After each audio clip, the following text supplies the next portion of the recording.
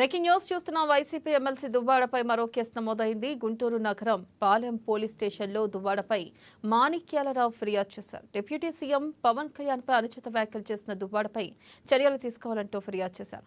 మాణిక్యాలరావు ఫిర్యాదు మేరకు కేసు నమోదు చేశారు పోలీసులు.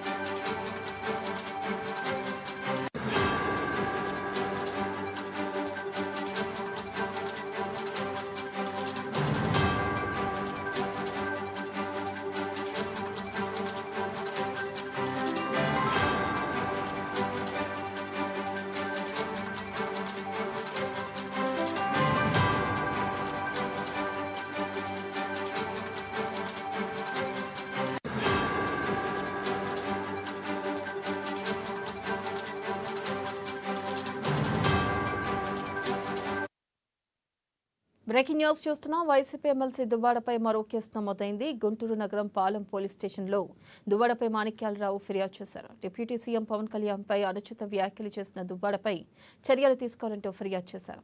మాణిక్యాలరావు ఫిర్యాదు మేరకు కేసు నమోదు చేశారు పోలీసులు.